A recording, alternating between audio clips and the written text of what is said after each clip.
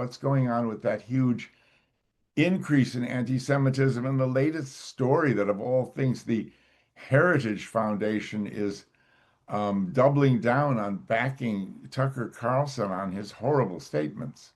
I've known Tucker since the 90s. We've worked at two networks together. I will tell you that he is probably one of the favorite colleagues, at least very early on. All the makeup artists always like him. He's the one who does, he's a very friendly, jovial guy. I don't get his comments now, though. I do not. And so it's sort of inconsistent with the knowledge that I know, my experience with Tucker. And now, of course, I've seen and heard what he says. But anti-Semitism, the scab has been pulled back in this country. There's a whole lot of it, I think, more than many of us realized.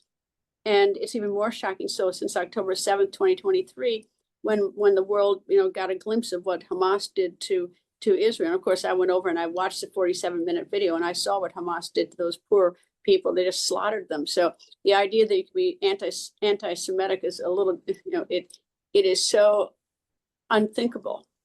And then, of course, you've got, I think the guy that Tucker put on said that the Holocaust never happened. And maybe someone ought to buy him a plane ticket and let him walk through Auschwitz and through those ovens. I've done that. Fuentes. Yeah. Yeah, it's amazing. I mean, I never associated Tucker Carlson with statements like that before, so I was quite amazed.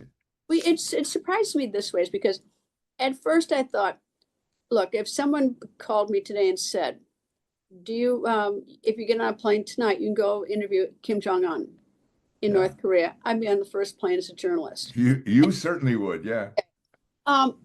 I didn't get watching the interview with Fuentes, and I must admit I was in and out on it because I was busy doing other things, and so I wasn't paying that close of attention. But it seemed the way he did it was almost seemed like he was embracing what Fuentes said.